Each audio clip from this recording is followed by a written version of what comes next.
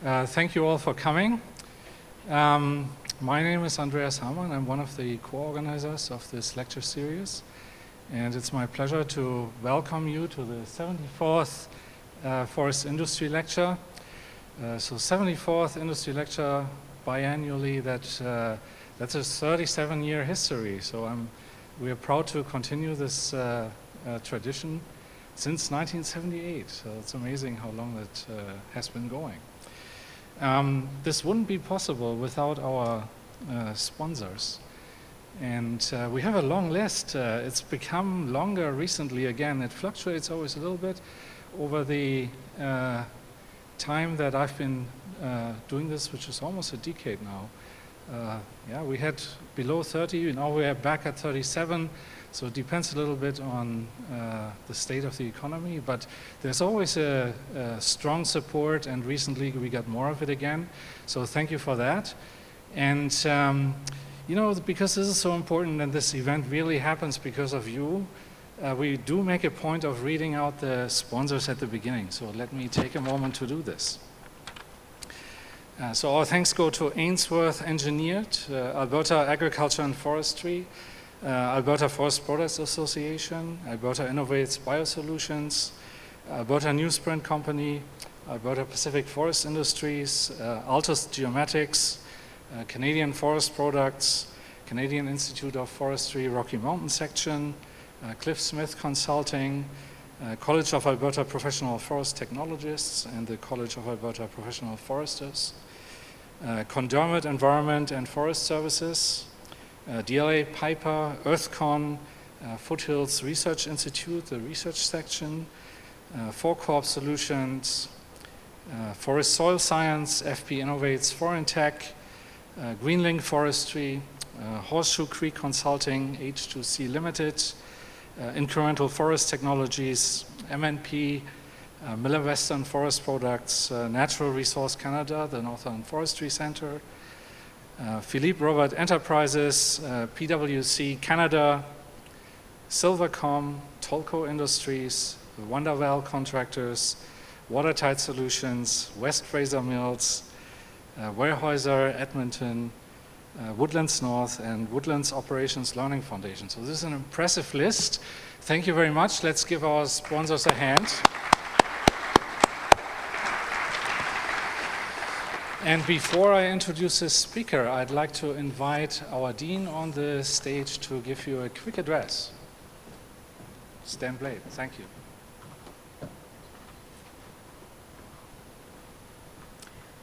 Good afternoon, everyone. It's great to have you here for the 74th Phil's Lecture. Just to give you a little bit of a reminder, the Faculty of Agricultural, Life and Environmental Sciences, we're just getting toward the end of celebrating our centennial, our 100 years as a faculty. We had a huge array of activities during that year, and we're very grateful to all of you.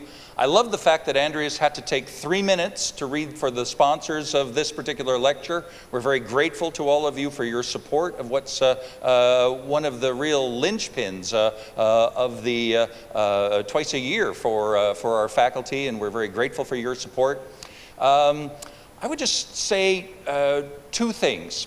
The first is that when I look across our faculty and the connections that we have to the forest industry, it really does cover the spectrum, whether it's from forest ecology, the biodiversity piece, thinking about all kinds of the conservation side of things, hydrology, we feel wildland fires. There are so many of those technical disciplines that are directly relevant to the work of the forest industry, and we're very proud of that. And the second thing, I would just give 2 little vignettes for me of activities that I've done in the last 6 months that are focused with the forest industry. The first was a visit to the EMEND project, an 80-year field-based, forest-based research project north of Peace River, looking at all of the aspects of how to make sure that we maintain a productive forest. That's one end of the spectrum. And then, at the invitation and working with many of you in the audience, to represent the forest industry at Andrew Leach's climate change panel that the Premier has invited Andrew to, alongside all of his panel members, to think about what Alberta's response will be to climate change. And the forest industry's representation to that panel was optimistic, showed a great deal of creativity, and I would say that the panel was very engaged by what the forest industry presented as their role in showing how there could be further mitigation to the work of greenhouse gas mitigation and the work of the climate change panel itself. So a very optimistic message from the research side and the work that we do within our faculty with you as the forest industry, and how we're further responding to not only the government of Alberta, but all the things that are about to occur in the next 5 or 6 weeks. So thank you very much for your attendance this afternoon. We very much appreciate your support. I'm looking forward to Dr. Cohen's lecture, and I'll invite Andreas Hammond back to make that introduction. Thank you very much for attending.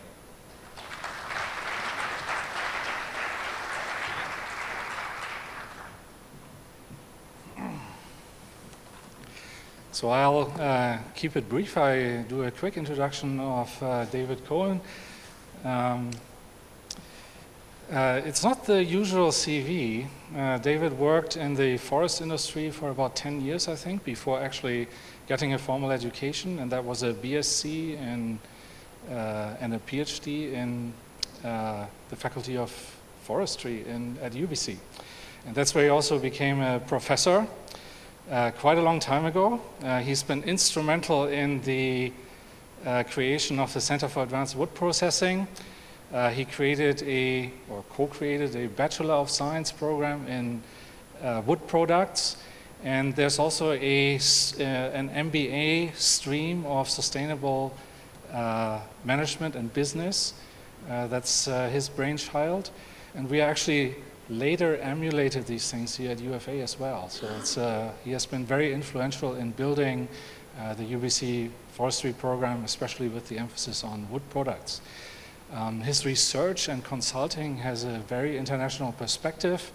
I think looking at the papers and reports, I think I've seen Europe, China, New Zealand, North America, pretty much everywhere.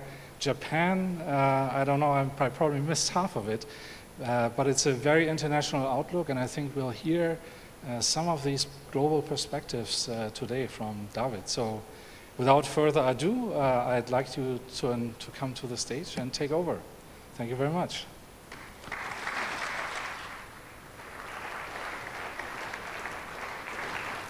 So if you come to talk to me afterwards, please don't call me Dr. Cohen. Call me Dave or Dr. Dave. But Dr. Cohen sounds really old. And even though I am really old, I don't like it put into my face. So what I want to talk about is global winds of change, the global forces buffeting the forest industry. First of all, I want to thank the invitation for coming here, because it's been a tremendous, I've been treated really well. I've got a lot to cover, so I'm going to go really quickly. So you have to listen fast. Okay, so what I want to talk about, really 3 areas, and I'm funneling it. First, I'm talking about what global changes are going on, and it will affect everything, including the forest industry. I have a book chapter in a UFRO book published about a year ago, just under a year ago, that really addresses this in detail. And then I want to talk a little bit about some of the drivers of change that are specifically affecting the Canadian forest industry. Some of them are global forces, some of them are national forces.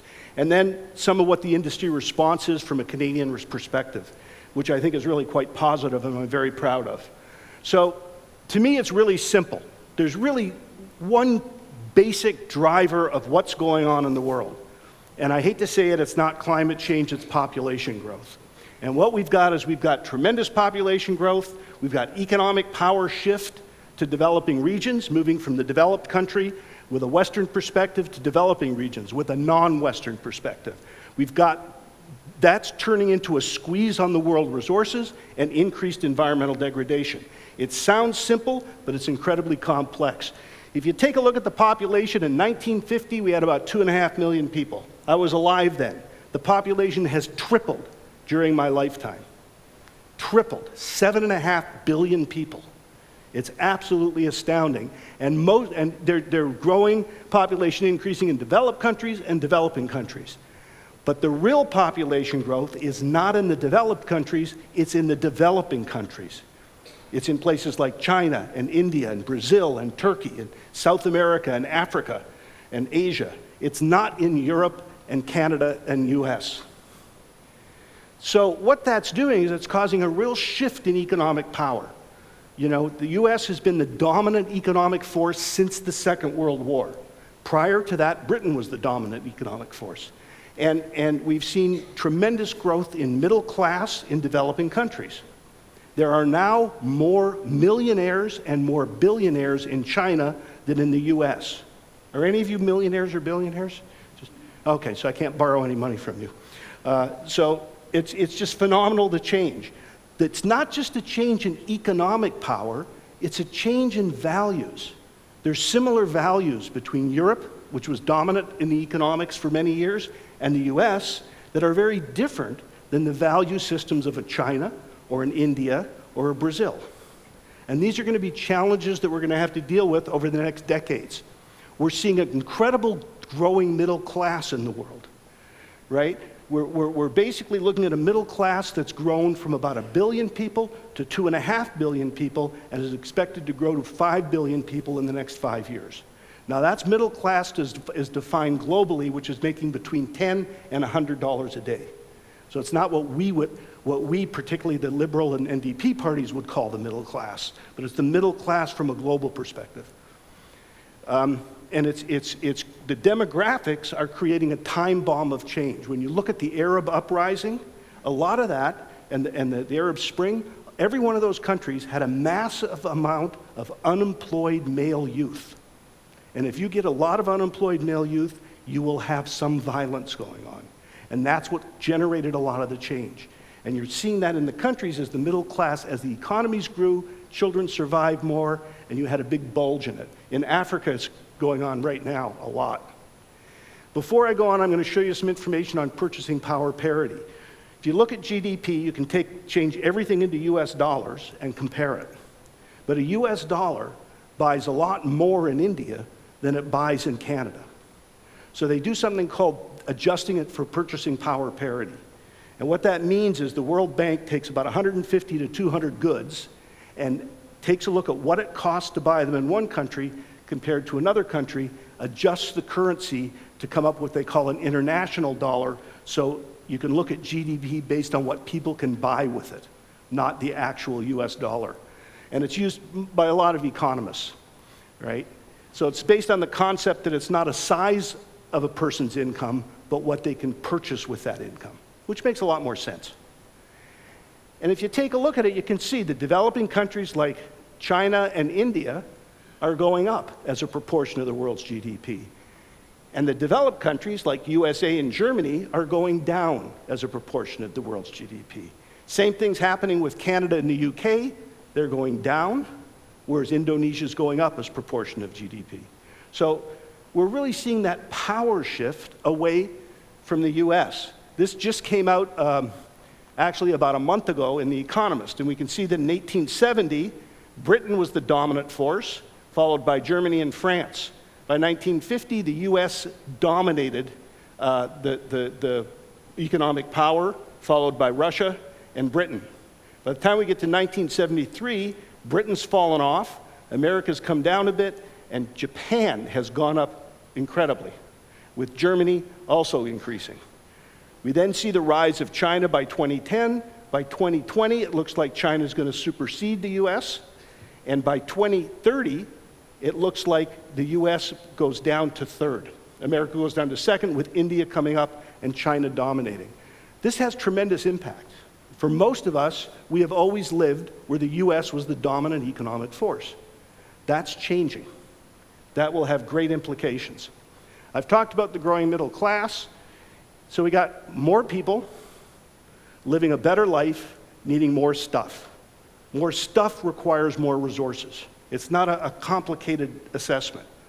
So what we're seeing is there's been a tremendous rush since the turn of this century for trying to grab resources and hold on to them. We've had European companies flooding Africa trying to buy and get concessions for farmland. We've seen forest concessions in Asia, massive forest concessions in Asia, either for palm oil plantation conversion or just for harvesting. Mongolia now has the largest copper mine in the world, surpassing Chile's. 20 years ago, no mines at all in Mongolia. We're seeing every place in the world looking for its resource. In terms of forest land, we've seen in the last 20, 25 years a tremendous increase in private equity owning forest land. Not forest companies, not governments, but private equity. One of the largest forest landowners in the world is Hancock Insurance. Right? They are one of the largest forest landowners in the world because they see it as something they can invest in that guaranteed 50 years from now will have value. It's safe. So we've also seen a fundamental shift in commodity prices.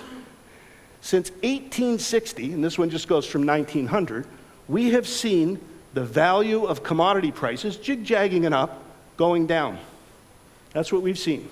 We've seen commodity prices declining.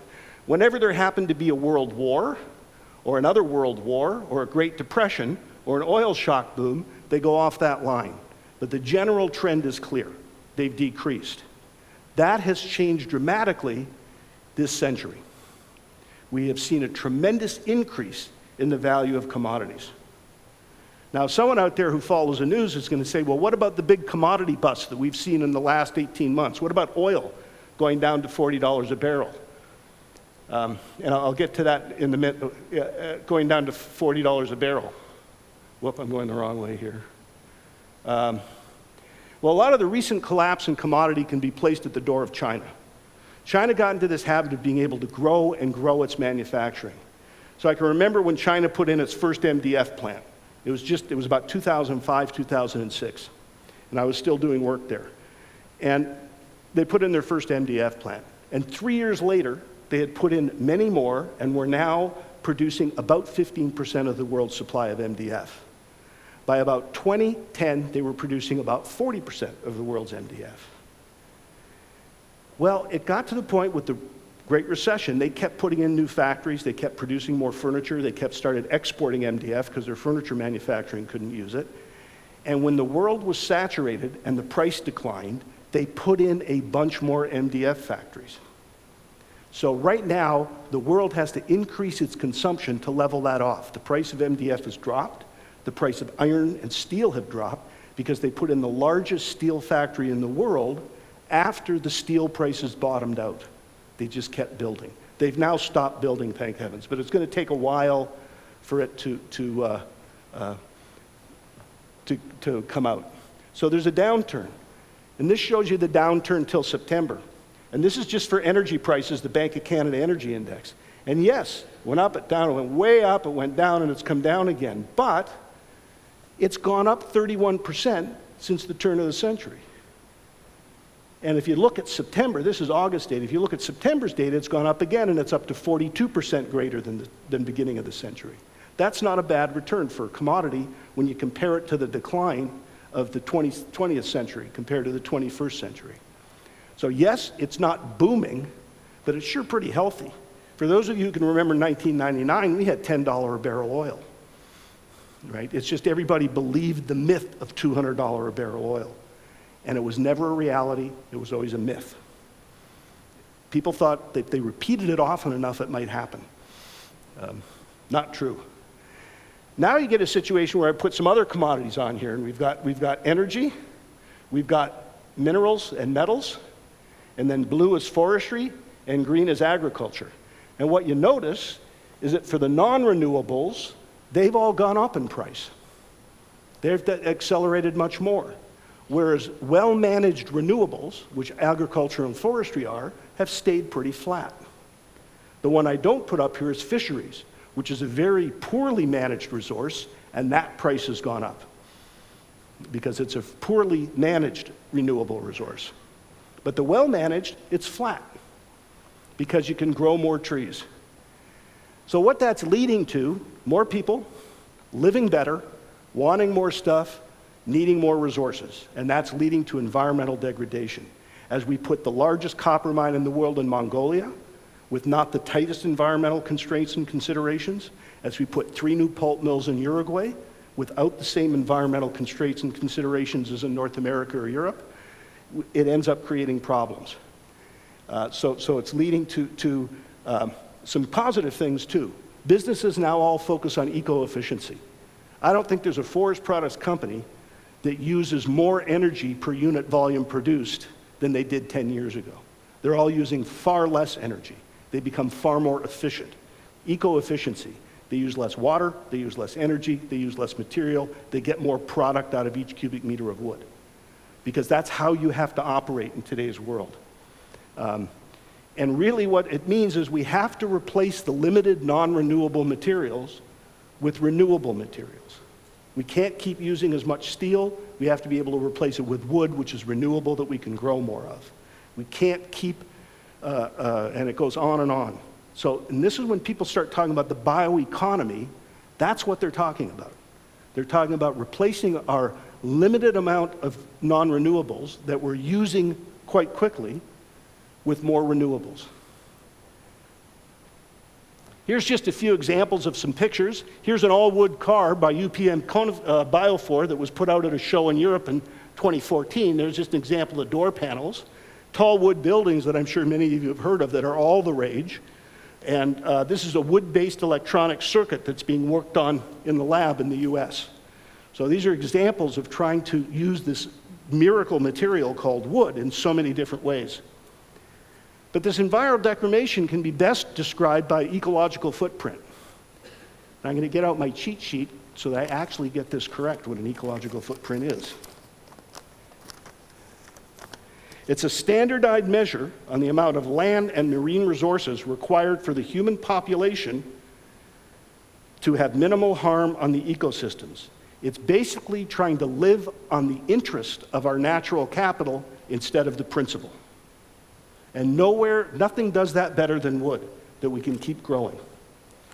And in 1960, we only needed 3/4 of what the interest was on our natural resources, on our natural capital. And about 1976, when music was really bad, we also got up to about using all of the interest. We're now using part of the principle, and we would take 1.5 Earths to create enough interest to live on. We can keep going and eventually move to Mars, or we can become more restorative and get more from less, use more renewable materials, and get back to a more sensible state. So it's a simple story. You know, more people are using more stuff, right? More stuff requires more resources. It leads to environmental degradation and the need for sustainability, having to be more sustainable. The other option is to get rid of a lot of people. And that doesn't seem to be a very favorable choice. It's not something that goes easily. And one of the keystones is to be able to replace the use of non-renewable materials with the use of renewable materials. We can grow more wood. We can grow more food. We can grow more cotton. We can't grow more oil. We can't grow more steel. We can't grow more concrete. And that's going to have a huge impact on future forests. I have a book chapter on this in that UFRO book, and you know, I focus a lot there on what that means for forestry. And it has a huge impact on forests, a huge impact of forests, because the expectations of humanity of what forests can provide will exceed what forests can provide under current levels of management. So what do they want? Well, it's going to mean that these multifunctional demands on forests. There's already talk of a new paradigm for plantations. No longer agroforestry solely producing wood. It's also going to have to be designed so that it helps with carbon storage, so that it helps with soil erosion, so that it helps with some more environmental services. We no longer can afford to have single-use forests that only provide wood or only provide preserved area with no industrial use, or only provide this. We need to be able to manage our forest so it provides many things to many people. And that's far more challenging. So we're not, it's going to have, the forests are going to have to be able to store snow so that we have a drought, it comes down slower and we're able to not have as much impact with the drought. It's going to be able to have, it's got to be able to deal with carbon. It's got to provide recreational services. We no longer have the luxury to zone forests for different uses. We're seeing what happened in the states, particularly the western states, when they said, okay, we're going to have a roadless area and just leave it to be pristine. And now it's all burning. It's not pristine. That's what happens to unmanaged forest. So you know, it's really going to see a lot more plantations, and plantations are going to have to do a lot more. And forests are going to have to provide a lot more services. There's some tremendous reports on forests as fuel and fodder and replacing oil and the use of chemicals. So more rapid in development of forest and products from forests to replace non-renewables, and that's going to be critical. It's going to be new approaches to forest management. You know, increasingly and often conflicting human demands are going to create a bit of chaos with forests. Bioenergy is a perfect example. We shifted to bioenergy because it was a renewable energy. All of a sudden, well, it's only renewable if these criteria are met, not if those criteria aren't met. And that's true. It gets complicated. But still, bioenergy has a tremendous opportunity to provide energy sources from a renewable resource. And it's the fastest growing renewable energy supply. Provisions of environmental services are critical. We have a company in the US who's making a lot of money by using its timber supplies that it owns to not just take out wood, but to help for water filtration for New York City so that they don't have to put in a $2 billion treatment plant. So they pay $25 million a year to potlatch to control the harvesting so that the water will stay filtered and they won't have to put in a treatment plant. So that's the kind of you know, there's some up here. Forests are just going to have to provide a huge amount of resources. And we're going to have a need for resilient forest to ensure environmental integrity. So this is going to lead to the idea of single-use forest designation being gone. The idea of this is a protected forest, this is an industrial forest, I think that's gone. That's going. We can't afford that. We need too much from our forests. They cover 30% of the land area of the world. And that's leading us to sustainability. By the way, this sentence is why they promoted me to full professor. Any academic who can come up with a sentence like this deserves to be promoted to full professor, right? It's brilliant. We are witnessing a paradigm shift that includes a tsunami of change due to the drivers of sustainability, but it's like an iceberg. We only see 10% of it, and 9% of it remains under our line of vision. So please give me research money so I can explore that 90%. Right? That's worthy, I think, of being and I think it's true. I think we're seeing this sustainability growing more and more as an opportunity, not as an obligation or a responsibility, an opportunity, a business opportunity. I want to just go through a few of the models of sustainability. This is the model of sustainability for many of the environmental non-government organizations. And they feel very strongly about this, that ecological health, and I've talked with Bill Reese about it, is a precursor to sustainability. That before you can talk about social sustainability or economic, you have to have ecological sustainability. That's a precursor. It's the most important. If we do not restore natural capital, the human race is doomed. I doom the human race frequently in my talks. It's one of my favorite things is dooming things. So that's very much what you know, the people who run Greenpeace and Forest Ethics, they believe. This is the one that's the most popular, that we try to balance environmental, social, and economic. And we look to operate in these areas that are win-win, right? And that's the one that's used the most. I don't like either of those. I think those are not good. So I have worked with, or I've taken one that exists called nested hierarchy and tried to make it reflect global reality. This was first developed by the Natural Step in the 90s. It's an environmental organization. And they said there was a hierarchy of demands. So that, you know, from their perspective, environment was the most important, followed by society, followed by economy, but they were all important. It's just some are more important than others, right? It sort of sounds like Animal Farm to me. You know, some animals are more important than others. But that was theirs. I think there was some organizational bias. And what I did with it is I took it and I said, okay, it's true there's a hierarchy, but what the correct hierarchy depends.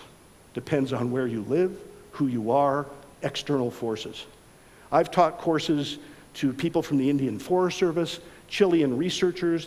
This summer, I did the South African government forest organization. They had their senior executives. And you put this up and you say, okay, which is the most important? Which is the second most important? Which is the third most important? And there's fabulous discussions going on because there's difference of opinion. except for the South Africans who all said economy is the most important. If we don't create jobs, we're in trouble. Because they have 30 million unemployed youth, mostly male. So they're nervous.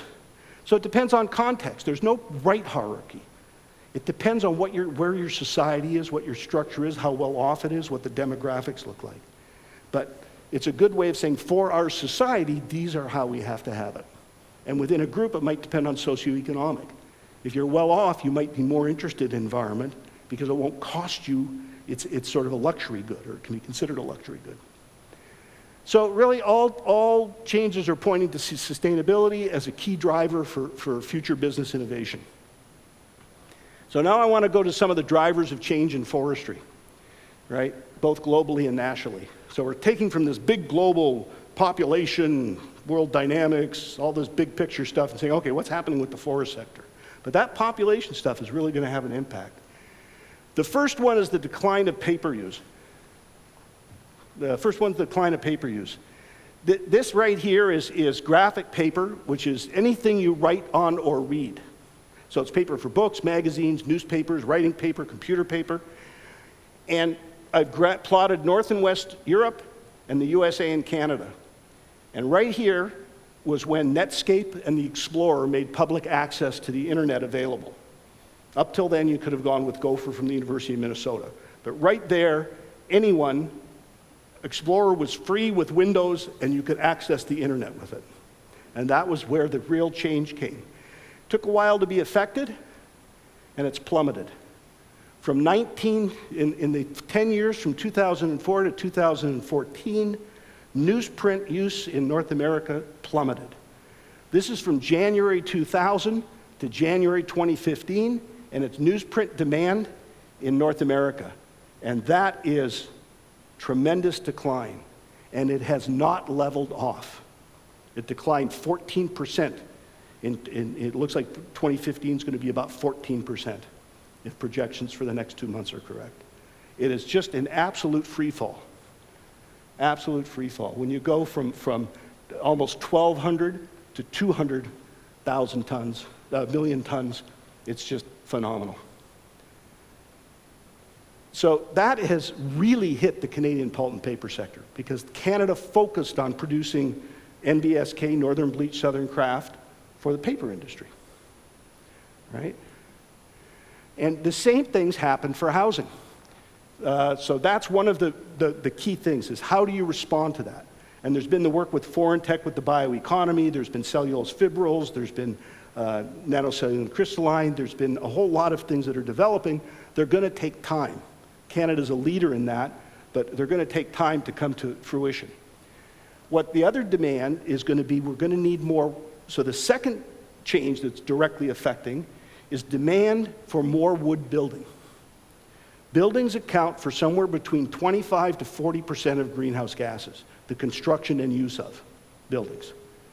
And if you build them with wood, or you use more wood in them, they store carbon, and you emit much less greenhouse gases than if you build them with purely concrete or steel, right?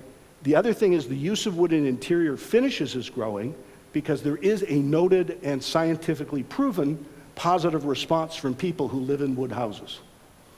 They're nicer to live with, right? And especially that's happening with the seniors. There's also increasing demand for more natural adhesives. So West Fraser's trying to remove lignin with a new process from their mill to try to produce a totally natural panel that has wood plus an adhesive made from lignin, which is a natural material, and they're working on that. And then bioenergy and biofuels. Jet fuels is very close to happening with biofuel from wood. And the largest wood bioethanol plant has opened up last week, I think it was. So or next week. It's coming. It's either just happened or about to happen. I can't remember what the email said. So just global demand for material made from wood, not wood material, material made from wood is growing. And that's one of the demands. Now, there is also a huge growth in supply. You are running a 4 to 7 year plantation of eucalyptus in Brazil and Chile and Uruguay for doing pulp. The 4th bleached eucalyptus kraft plant has been announced for Uruguay, right? And it's about $300 to $350 a ton cheaper to produce there than it is in Canada, bleached kraft. They're low cost, they're fast grown, they're very profitable, they're heavily subsidized, and they have low environmental constraints in terms of regulation. So it's a booming area.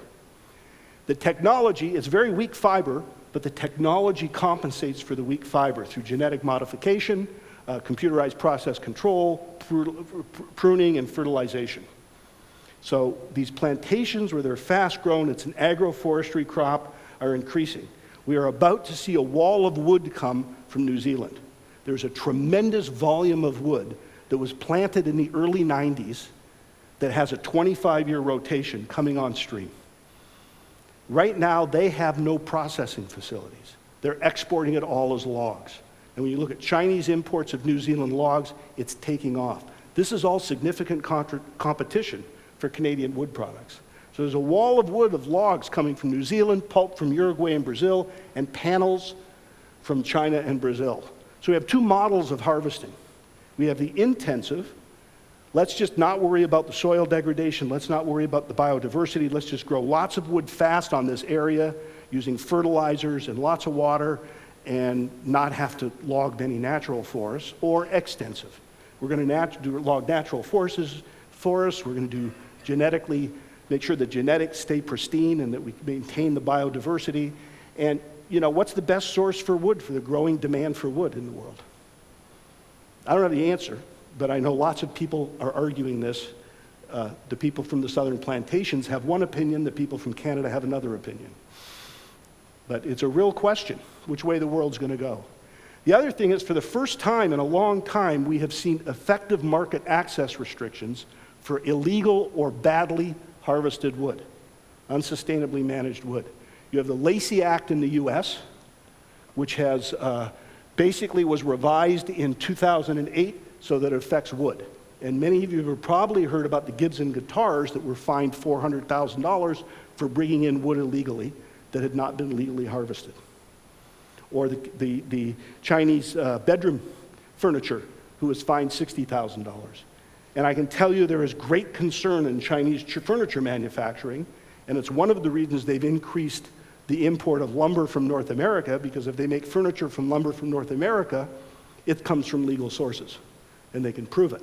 If they use illegal wood gotten from Russia or from or from Indonesia or from Papua New Guinea, then they can't prove it, they can't export it to the US or Europe, because Europe has its own system called FLEGT, which is quite different. But what it does is it takes two of the biggest markets in the world and shuts the door if you're using illegal wood. Very, very interesting and effective. We are also about to see, over the next decade or two, declining timber supply across Canada. I don't have to tell you about the bark beetle, right? And it's devastated BC. I consider it the greatest ecological disaster in Canada, but it happened in slow motion, so most people didn't care. It took 10 years. If it had happened in a day, it would have gotten press. And then you've got Ontario and Quebec, which, you know, pretty much over-harvested and is running out of wood. And what wood they have left is the lower quality wood. You've got the Atlantic Canada, which is desperate for wood. They've, again, over-harvested. So before the US hits steady states, we aren't going to be able to open any more sawmills. I'd say one more year, few more sawmills, and then we'll probably have more close in BC than open in Ontario and Quebec in terms of volume, much more. So we're probably at the peak of our production right now for the next decade in terms of solid wood products. So those are just some of the drivers of change in forestry that's happening globally that's going to affect Canada. So what's Canada done? How has it responded to some of these global forces? And this is where it really gets interesting.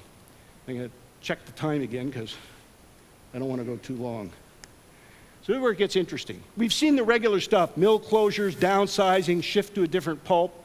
Some are shifting along the value chain. Some are going more into timberland. Western has really closed its operations and it's become a log harvester and seller.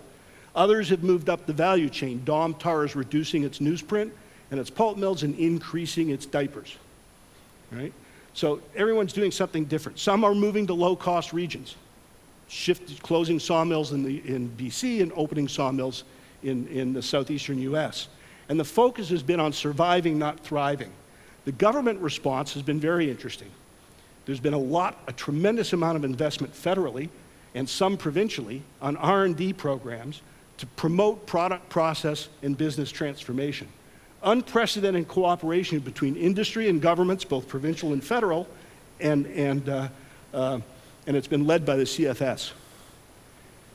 So traditional business response, specialty products, and I covered most of those before. One of the interesting things is the amount of processing moving out of Canada. I've updated this. This was presented by the CEO of Interfor in, I think it was February 2015, and I updated it for recent Canfor purchases in Arkansas, where they purchased 4 mills. And what we have seen is in 11 years, from 2000 to 2015, 3 companies, Interfor, Canfor, and West Fraser, have closed 14 mills in British Columbia and opened up 41 mills in the southern US. Those 3 companies now make 30% of the lumber produced in the southeastern US. Right? This is a phenomenal response, but there is not the wood in BC.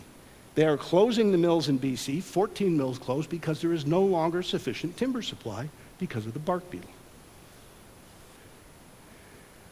Domtar has only 4 facilities left in Canada. Cascades is moving out of Canada. So there's kind of a shift away from Canada. Some are hanging on by a thread, like Tembec, and some companies across Canada, like Hawkesbury Mill, is existing because of subsidized energy prices. So it's pretty grim. But you know, new regions, EU investing in Uruguay. But the response has been that some companies, like Mercer, have updated their pulp and paper mills to make them the most efficient in the world. They've done that to their mills in Europe and to their mills in BC. Others have greatly increased their efficiency, closed down the old ones, invest in the new ones, make them as high-tech as they can, keep the cost down, produce a really high-quality product.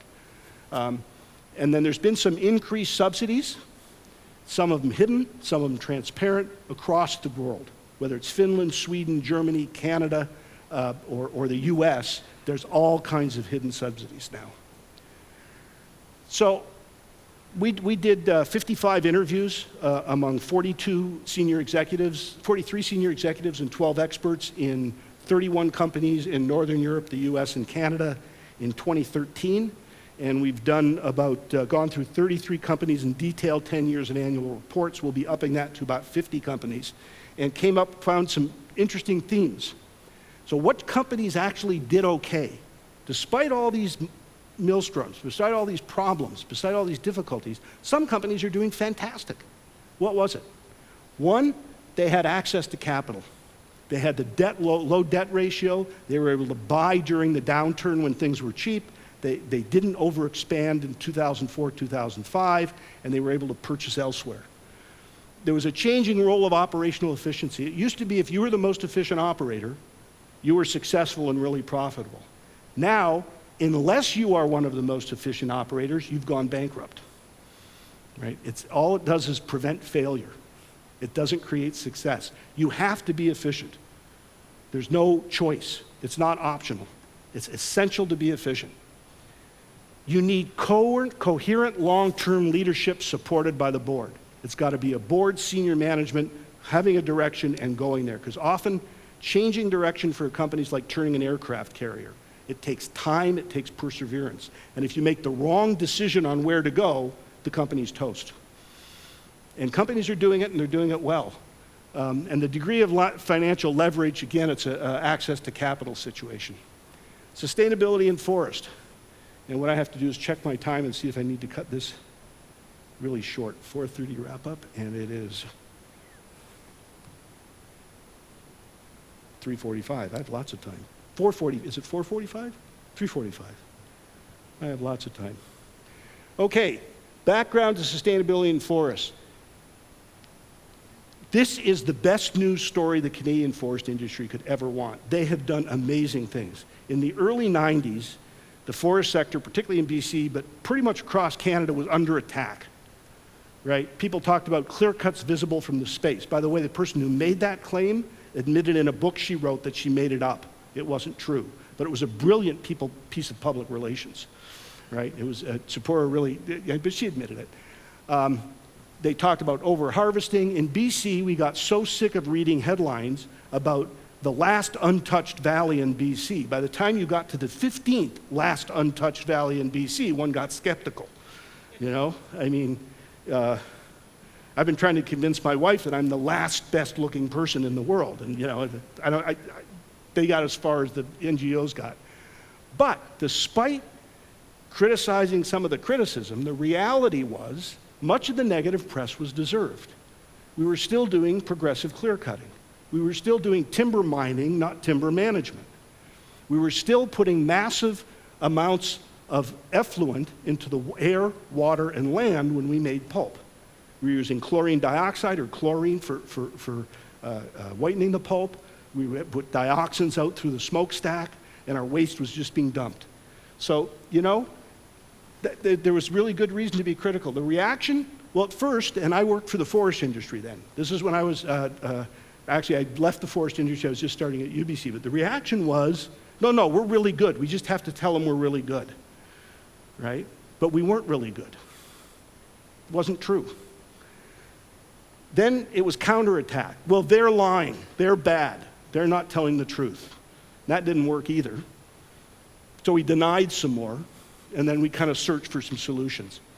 We were very, very, very lucky in that we had a group of people in different sectors who were absolutely visionary and provided great leadership. And it included Linda Cody, who was VP Environment for McMillan Bloedel then, who eventually became VP Sustainability for the 2010 Olympics. It included Avram Lazar, who was running AFPAC, who resigned, I guess, about 5 or 6 years ago. Ian de la Roche from Foreign Tech, that eventually became FP Innovations, and Jim Farrow from the CFS. And the story I want to tell you is Linda Cody would run into Tzipora Berman, who was with Forest Ethics and led many of the campaigns, and they both lived in Kitsilano, and they both had little kids.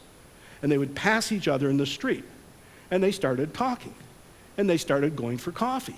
And they first talked about little kids and what a pain in the ass little kids are. Anyone who's had a little kids knows what I'm talking about. But then they grow up to be big kids, and you go, oh, I wish they were little kids. But they started talking. And then they started finding out that they really weren't that far apart on where they wanted to see forestry going. And it was those coffee talks between Tzipora Berman and Linda Cody in coffee shops in Kitsilano that started the whole ball rolling. And it really, I think, since the early 90s, there's been a complete transformation of the industry practices from forest to products along the whole chain. It's been phenomenal. So let's take a look at some of it. For the response from some of the major industry players. FPAC, the Forest Products Association Canada, which most of the major companies belong to, now has a reporting mechanism for a range of environmental, social, and economic indicators. The first report was released in 2007. All the companies provide their own sustainability report. They trace all their wood to ensure legality. Canada does not have a problem with illegal wood harvested. When you read about it, it's 8 trees over there. In Brazil, it's 6,000 hectares that was illegally logged in the Amazon. In Indonesia, it's 60,000 hectares that was converted to palm plantations. So, perspective. Strengthened health and safety programs, big push on certification. And when you go outside of Canada, Canada's recognized for its great gains. KPMG, who every 2 to 3 years does a report, Global Sustainability in Business, talks about the forest industry as being in the top quadrant as one of the most progressive and one of the most advanced in terms of sustainability. And that's comparing it to Unilever and consumer goods and all those. Unfortunately, within Canada, we don't have a great reputation. So what are some of the things that they've done? Well, here's just a couple. 43% of all the wood certified in the world is in Canada. And the amazing thing is that the people who did the certification don't even own the forests. The companies paid for the certification, and the forest is owned by the public, by the provinces. Right? Absolutely amazing. We have 4 times as much forest certified as the #2 country, which is the US. And this was developed to protect tropical wood. The Canadian Forest Boreal Agreement. It's a work in progress. It's an attempt at trying to come up with something to solve the boreal forest. Greenhouse gases and the Pulp and Paper Green Transformation Program. I'll talk about that in a little more detail. The growth of community forest, which has been just in the last 10 years or so, and we're seeing tremendous growth now spreading out across the country. What's happening with First Nations and Aboriginal forestry is really, we're just at the start of it, but there's really positive stories to be told. And economic sustainability. It's uneven between firms. Some firms have transformed. Some firms are on a path to really economic sustainability. Some firms are still struggling to find their way how to become economically sustainable. The reality is economic sustainability is just as important as social and environmental sustainability, although it's often neglected in the media. So I want to talk a little bit about the Pulp and Paper Green Transformation Program, because I think it was one of the best government programs. What happened was the US, there was pressure in the Congress, and the US passed a law that made a slight modification to an existing environmental law, so pulp and paper companies now could get $20 billion of tax relief for doing what they'd been doing for 30 years, right? And because they were producing green energy. And Canada had to make some response to keep it competitive. And after some discussion, they came up with the idea of, and I think the politicians said, okay, we have $1 billion to do this, figure out how to do it, and just dump it on the CFS economics group. And they came up with a brilliant plan, which really was, you can get credits to do green improvements to your operating facilities. You need to get them pre-approved, you need to get them done, and you need to get them done by 2012 when the program's over. They need to be finished. And we're open to any suggestion. We're not going to tell you what to do, but if you can make it more energy efficient, if you can reduce your effluent, if you can do these things, we'll pay for it, right? Because they'd be long-term. It's not like tax relief, it's a long-term thing. Well, the industry really stepped up. A lot of the credits were allocated to convert black liquor, which is the waste from producing pulp, into energy. And when you burn that black liquor, you get energy, often more than enough to run the pulp mill, and we'll see how that impacts greenhouse gases in a minute. But you also get a bunch of ash, which is your chemicals, which you can reuse. You've now got a closed loop system for your chemical use in pulp manufacturing. So all of a sudden, when I talked about polluting the land and polluting the air and polluting the water, we've taken that pollutant away. We don't use chlorine dioxide. Chemicals don't go out into the landfill. So it was tremendous. It exceeded all program targets. What they had hoped to accomplish were obliterated in half the program. It was just tremendously successful. Generated 3 million megawatts a year of renewable energy and provided 8 million gigajoules per year of energy efficiency savings. I have no idea what a gigajoule is, but it's probably a whole bunch of energy. So, you know, and I could go on, but it really, really had an impact environmentally, and the most important thing is it improved the pulp and paper mill profitability over the long term. All of a sudden, they weren't paying for energy, they were getting money for producing energy. And actually, I've gone through this very quickly, but I'm glad I have. So what's in the future? We have an industry that's being buffeted by global forces at the same time as global forces are saying we need more better managed wood products. We have good managed forests. We have interesting wood products being developed.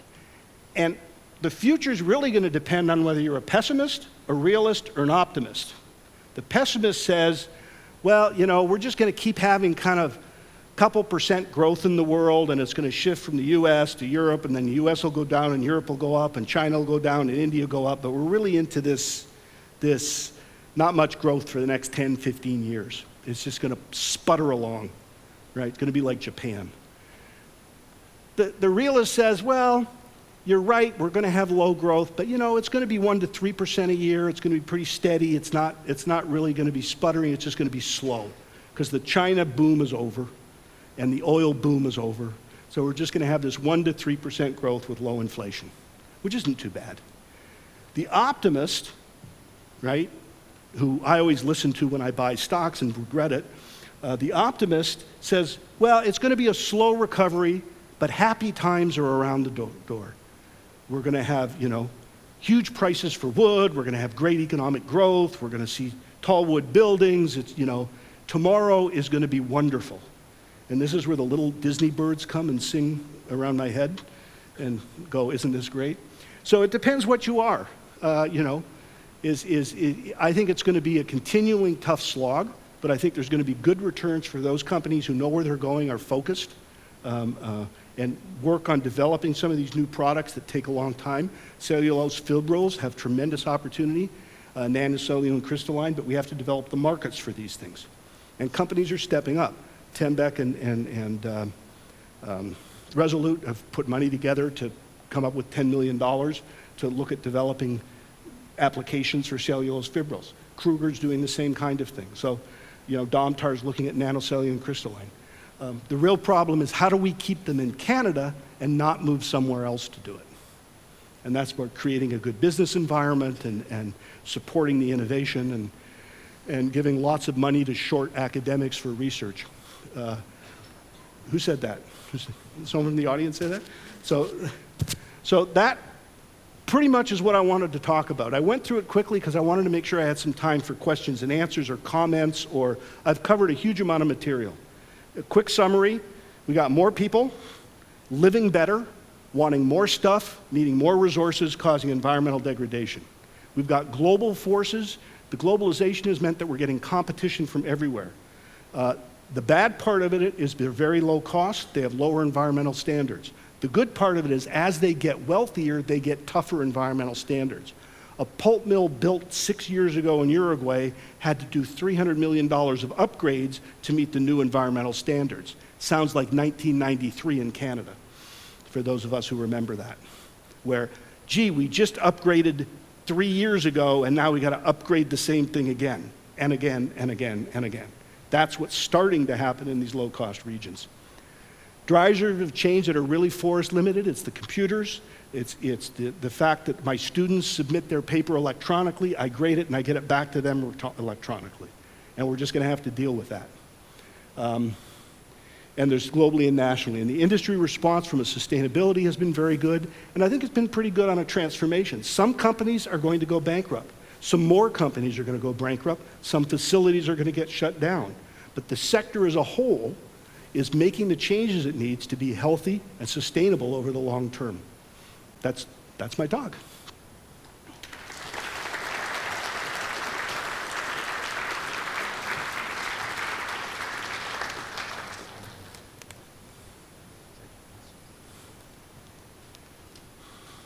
Right, thank you very much, Dave. We have plenty of time for questions, so if you'd like, you can step up to the microphones on the left and right, and I'm not quite sure if they are turned on yet, but they should be. And yeah, take it away. I think we already have somebody over there, yes? Good afternoon. You were mentioning a value shift from the Western values to the developing world values. Is that a good thing or a bad thing, given their socioeconomic status? The answer is it depends, right? Which is my answer to a lot of things. If you look at, 20 years ago, there was no such thing as a state-owned enterprise doing market economics things. Now we're having to deal with that all the time. It's not so much is it a good thing or a bad thing, it's a complication. What we consider good business ethics might not be considered good business ethics in other countries. We have more and more countries, whether it's Iran or in Egypt, where the military is starting to control the economy. And I don't know how you deal with that. I mean, that's a very foreign thing. I don't know how you deal with these state-owned enterprises that are semi-protected by the government who makes the laws that are supposed to control the companies. So I don't have an answer, is that a good thing or a bad thing, but we have to figure out how to deal with that.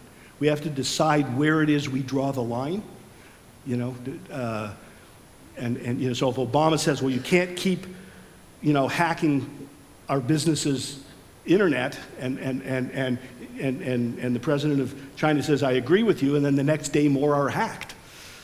I don't know how you deal with it.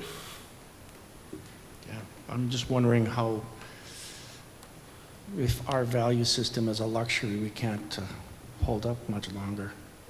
Well, I don't think so, because while the power is shifting, the U.S. and Europe still purchase over a third of everything used in the world in terms of consumption.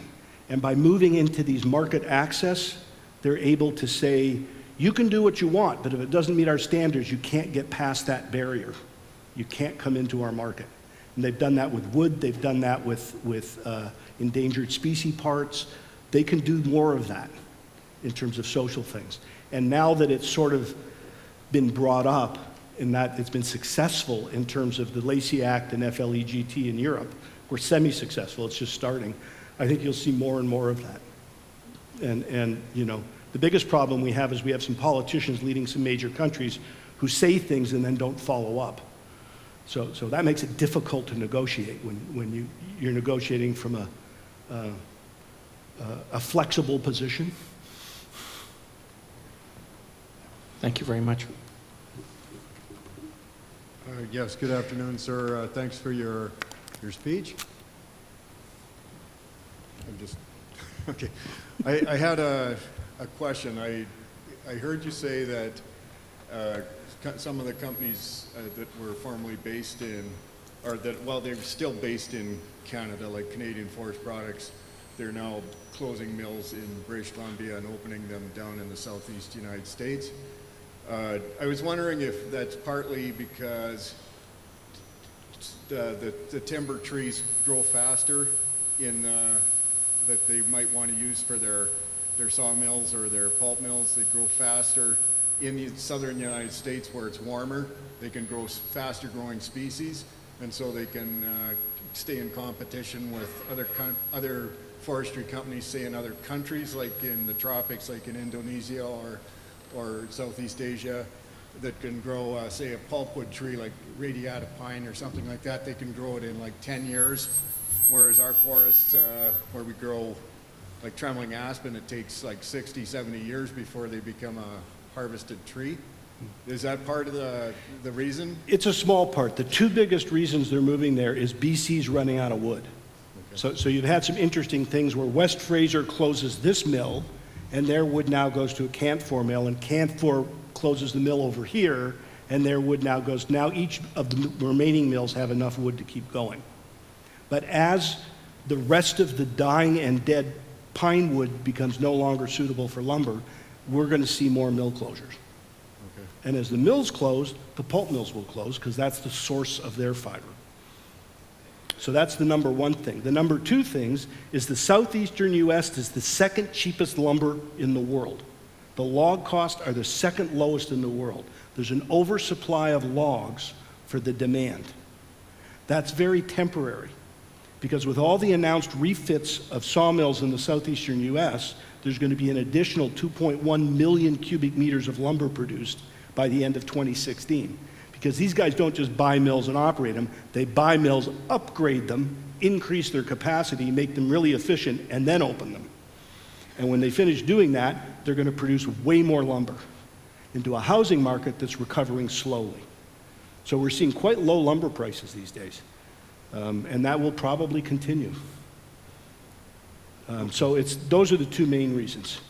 And it's, you know, if they're shutting down mills, they want to open them somewhere, they have to go where there's wood. It's really that simple. And like in the southern United States, I guess they can grow, like, say, loblolly pine or some other pine that's down there, and it's the same product almost that they could get here? No, southern yellow pine's a very different lumber product, but one of the areas that's growing in the pulp and paper is tissue and fluff pulp. Fluff pulp for makeup removers and sanitary napkins and diapers, the soft pulp, the absorbent soft pulp. And there's two species of southern yellow pine that are perfect for making fluff pulp. So they're able to take just cut the highest quality boards and send all the rest to make a really high cost pulp that's then going into one of the fastest growing areas of paper products. Okay, thank you. That's complicated answers for a simple question. I apologize. I'll try one. We seem to keep working back and forth. I'm actually on this side. What's the future of the Canadian wood pellet industry? It depends on what the Europeans decide on their regulation on bioenergy and how successful the EPA is in getting wood bioenergy declared bad. Right, there's a lot of scientists in the EPA who came over from the Natural Resource Defense Council, NRDC. So there's a group there that would really like to see it declared no more pellet plants. Because in the US, some of the trees are going in as whole trees and being turned into pellets. That's not happening in Canada. But we can't compete with the cost of their pellets. Our exports are relatively flat, and the southern states' exports are dramatic because they have the cheapest logs in the world for another year or two. It's like a jigsaw puzzle. Dr. David, sorry, I thought you'd be, after your presentation, which I appreciated, I thought I'd ask you one question. Any comments? And I'll ask you to keep your answers brief, but any comments on the next softwood lumber agreement? None. Was that brief enough?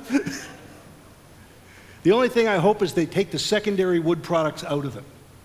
Right now, if you make furniture, or if you make windows or you make doors, you have to pay that tariff too. I would hope they would take that out of it, and it would really help the secondary sector in Canada, across Canada. But they don't have a seat at the table. So.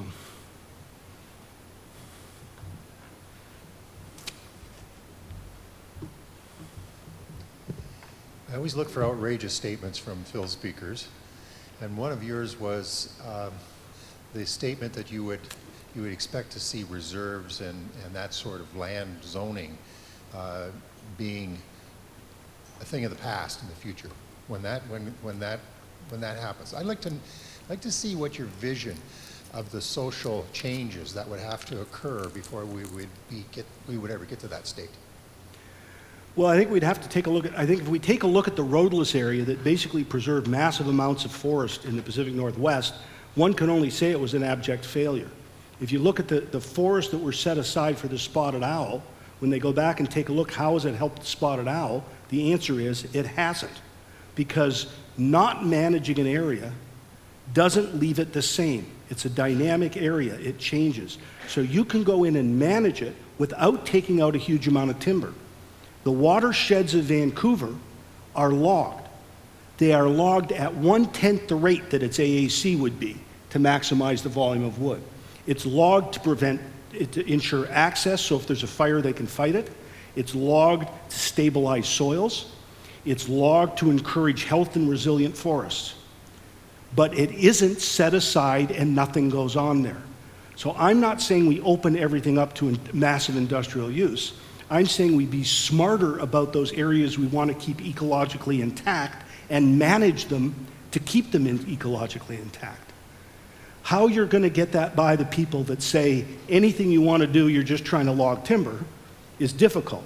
But the reality, the scientific reality, is going to come forward at some point, and it's going to be, look, it hasn't worked. Look at what's happened to the spotted owl in the States. Look at what's happened to the forest in the roadless areas. You can't call that successful.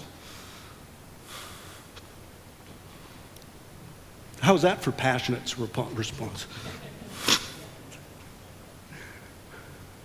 Okay, I was curious about your statement that the mountain pine beetle was, I can't remember your exact words, but the greatest ecological disaster. So I think you're seeing a different thing than I see when I look at the forest, so maybe you could clarify that as an ecological disaster. Well, the fact is we allowed a forest to grow with massive amounts of food to single species, as opposed to its natural state, which would have had some primary Douglas fir forest, some lodgepole pine forest. So had it gone through, it would have been a much more patchwork destruction, as opposed to the more intensive destruction that we did get. So I'm saying because of our management over the last 100 years of that forest, when it has gone through, it's created real problems in terms of wildlife habitat, because you need the edge effect, which means you need some forest. It's created a ticking time bomb for fire, and we saw some of the massive fires that really were just uncontrollable because you had so much fuel that could crown. And then you've seen this massive response of let's grow more lodgepole pine there because it's cheap to, you just have to burn it and it grows again, creating the state of even-age single-species stand, which we created due to our harvesting management. Does that answer your question? Yeah, that sounds more like our actions were the ecological disaster, not the beetle. But well, I mean, yeah, we contributed, you know. If you're going to create a whole bunch of foods, they're going to eat it at some point. Yeah. I didn't say why it was the greatest ecological disaster. I just said it was the greatest ecological disaster. And hopefully we learn from that.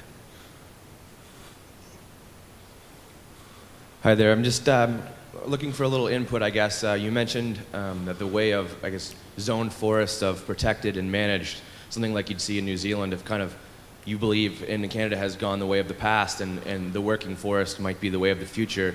Regarding forest economics in these areas where you're managing for other objectives, not just specifically timber procurement, how do you see ecosystem services coming into play here and the refinement of that system?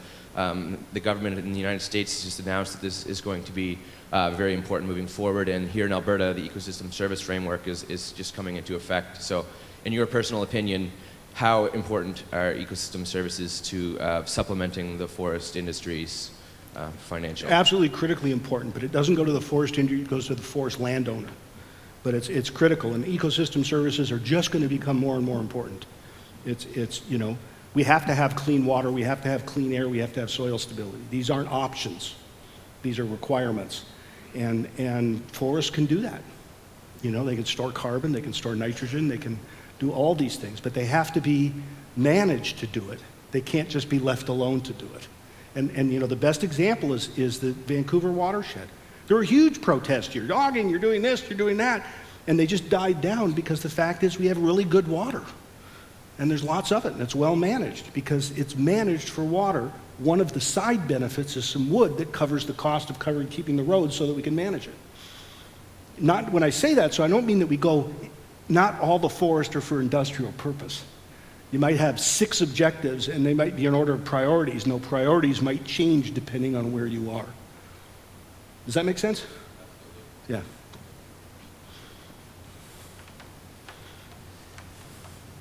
Very good. Are there any more questions? Yeah, there's someone. Don't want to cut this short. No? Very good. So I think the best compliment you can give to a speaker is a bunch of lively questions and follow-up discussions. So thank you very much. Let's give another hand to the speaker and also to the audience.